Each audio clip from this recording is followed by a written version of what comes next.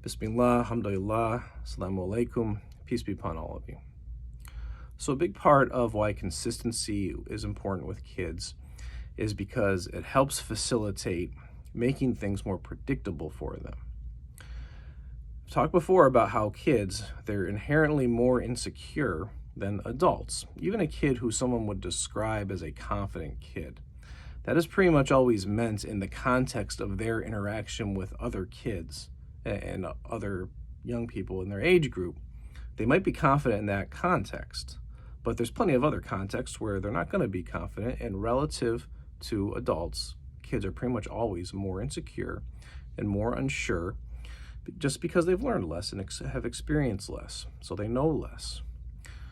And that insecurity, it makes them liable to anxiety and to getting more overwhelmed emotionally. And then, of course, there's brain development reasons why they will get more overwhelmed emotionally.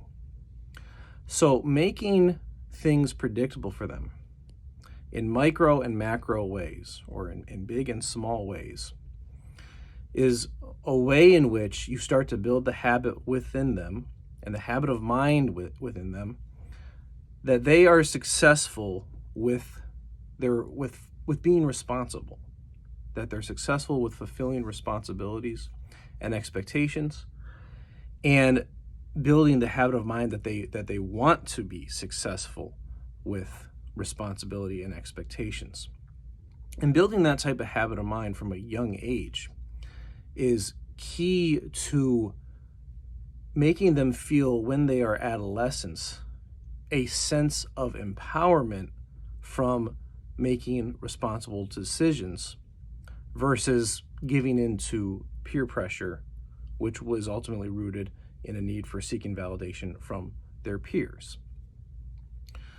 So a good example of this in a micro way of the importance of making things predictable to a degree for kids with structure.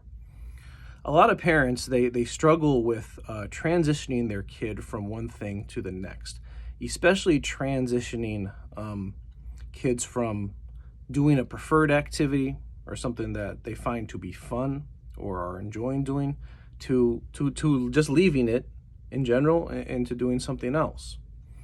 And the way kids transition, younger kids, it tends to be a marker of emotional maturity to a degree. And when you teach a class, kids, the differences that kids exhibit in this, you can see really clearly. And it affects the way that you treat the class as a teacher and certain kids. So some parents, a lot of parents, they struggle with, they become fearful of bringing their kid out to do something fun because they fear the moment when they tell the kid it's time to stop, because maybe the kid throws a tantrum. And the same thing might happen in home when the kid's playing video games and it comes time to stop. The kid might throw a tantrum, or they might put up resistance by just ignoring the parent. They might start to argue with the parents and rope them into a yes you do, no I don't type of argument. And those types of things, when they're constantly happening as a kid's developing, it's not building good habits of mind. It's building habits that they don't need to listen to their parents and people in authority, and it builds the habit that giving in to their emotional frustration gets them some sort of benefit. So there's a lot of negative things that come with this, and it tends to be something that compounds the less that it's treated. Now, when you peel back things with parents who have this problem with their kids, it's usually the case that they don't properly prepare them in the moments to transition from one thing to the next. Now, how do you do this? There's a very simple way to make it easier for kids from young ages to transition from one thing to the next. It begins with making the end predictable for them. So if you're gonna go to the park, or you're gonna go to the amusement park or something, you let them know how long it's gonna be. It's gonna be an hour, 90 minutes, or whatever. Same if they're playing video games at home.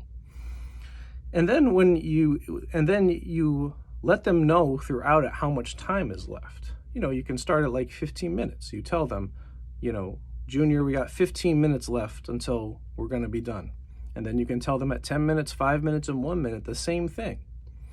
And, when you tell them that there's 15 minutes left or 10 minutes left or whatever, they can take in that information, and, they're not going to be upset about it because they're still going to be able to continue playing, but they're going to start mentally preparing themselves for the transition to take place. And that's going to be easier.